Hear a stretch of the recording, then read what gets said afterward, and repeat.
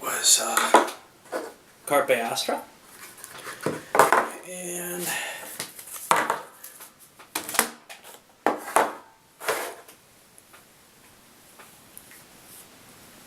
I just finished playing it solo. I had played it before, as I think I mentioned in the intro. Component-wise, they're functional. These little double tiles are kind of cool, and I like the way things flip around. The one thing that I dislike with it, or kind of wish there was, I wish things mutated and moved more than they do. That kind of the world was more mutable than it is. But it's nice how it isn't a fixed situation. It's also really cool how choices you make early on to make things accessible to you make them difficult for you a little later on because everybody else has got an easier time hitting you. I think that's a very nice feature of this game. The other things, tokens, they were fine. Little wooden guys, they work great. You know, I mean, what can you say about it? What about the card deck? I think they shuffled nicely. Get a feel. Grab a handful. Let's see. Yeah, they're okay. They feel a little flimsier than I like, but I'd rather on that side than on the so stiff that they cut your hands up when you try to shuffle inside.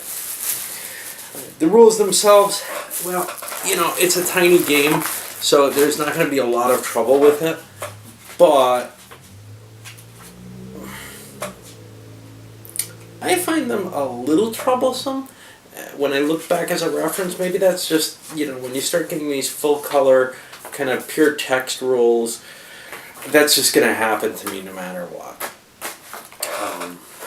But in terms of the play of the game, I think there's a couple of little problems with it. And then there's my own distaste for the type of, not so much the type of thinking, but the quantity of thinking. I'm sorry, my cigars got baked in the mail, and I'm trying to fix them. I didn't like the amount of things I had to be juggling in the air at once. This pushed me to that limit. I don't consider that in any way something that makes a game better. I saw a lot of that in a lot of Euros, where you're holding all these calculations in the air and trying to funnel, you know, trying to get the optimization side of it. But there's really not a lot more. I mean, if you could sit down with a paper and pencil and think for 20 minutes, you could solve, not the game, but you could solve the problem you're currently facing. It's not like you're dependent on player interaction, usually. It's usually a matter of, and there are some exceptions. There are definitely games where you think you might have something available and it disappears later. That doesn't happen here at all. Here you're trying to optimize usually your current turn situation. You can't plan too much in advance in this. You might be able to say, I can't do well this turn. A couple of coins for next turn will help me a lot. That's not an unreasonable thing to do. But there's not a lot of positioning yourself for the future while you're trying to score this turn at the same time and making that kind of choice. The choice is usually, can I score this turn? Is it worth it? And if not, you know, what choice is there beyond taking a couple of bucks? Is there anything they can do? Not really. You might be able to do a half-lane move where you play one card when you want to play, where maybe you could play two, but you don't want to overextend yourself. And you know that second card is going to be good the next turn. Whatever. Or maybe you do. Or actually you do by that point, I think.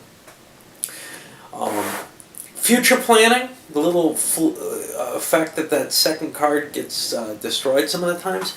If it was the upcoming card, it would be a big deal.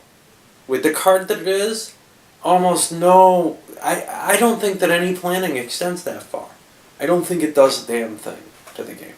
I think one thing I'd want to move is make that the next turn's card, or the current card coming up, is the one that gets blitzed. Not this middle card that, yeah, you might plan for it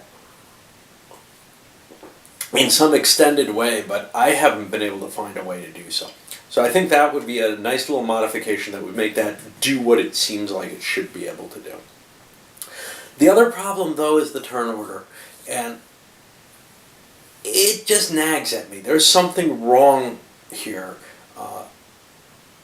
Yellow in my game had a definite advantage by going last.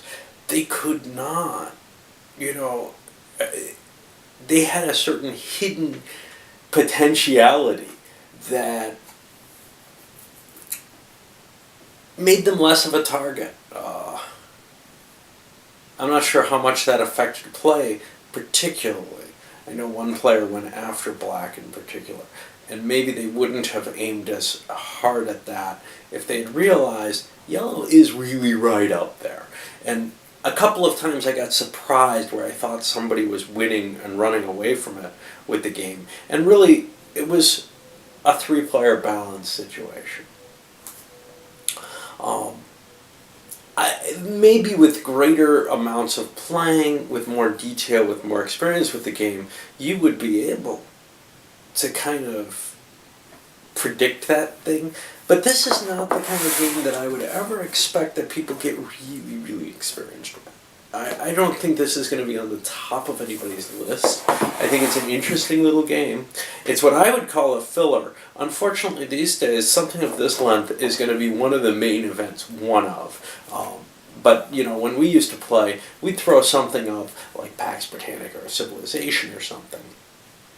And this might fit at the end of the night. Or sometimes we play a couple of smaller games like an XX and, I don't know, maybe a Crayon Rails. No matter what, although that would be kind of on the lighter end. No matter what, though, this would not come out. No one would say, man, let's play Carpe Astra. It would be a choice between this and maybe, do we have a deck of cards and can we agree on a card game that we all want to play in this many people, or whatever. This is not the kind of game that, would be something that would be featured in one of our gaming sessions. But nowadays, I don't know. I see most of the games are really not all that much larger than this.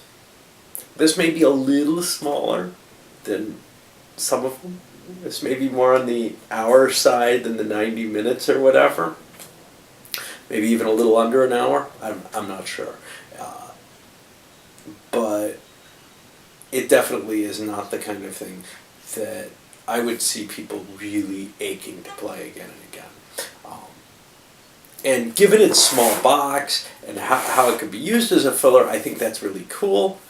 But given that, maybe it's not on the top of your list, are you really going to throw this in your bag or whatever? Well, maybe it's small. It's not huge. Anyway, I think it's an interesting game. I think it's worth. I picked it up on very cheap actually, and had an interest in it already when I saw it for sale. So I said, "Damn, I want this." I'm willing to pay this $7 or whatever, and ended up in the bargain bin for it. And I'm finding myself doing that with other things as well, not just hitting the used market, but seeing that the games are holding their market value on the used market well enough. It's worth, those things that might go for a few bucks for about the same price in 2 years from now, when they're kind of no longer on the market at all. But somebody says, I remember that being interesting or whatever. Or somebody's just, when it comes down to it, if you're paying shipping on something, it doesn't make sense. The difference between $1 and $5 just isn't that huge. You're paying more in shipping anyway.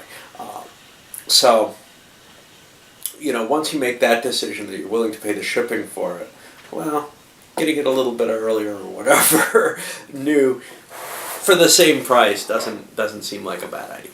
Anyway, I'm not unhappy with this at all. I think it's a cute and clever little idea. I think I would tweak it a little bit. I'm not sure how. Certainly, first card is the one at risk on the bus stops. And I think the other thing I would consider is maybe a variable turn order. I don't know how big a deal that is, but it definitely would help things. As a solitaire game, it obviously doesn't work terribly well. You've got this real focus on what you're trying to do. You get the moves kind of quickly.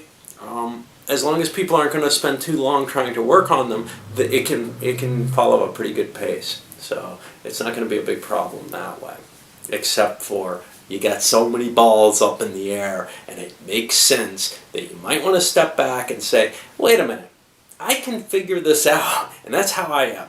I'm the analysis paralysis guy, right? I know I can figure it out if given enough time. And that's always very frustrating for me and probably for everyone else at the table when I step back and say, I know I can, calculate out what my best move at this moment is. But if I don't do that, I'm not even really playing the game right, and it's such an effort and a burden on everyone that I'm not sure it makes sense. All right.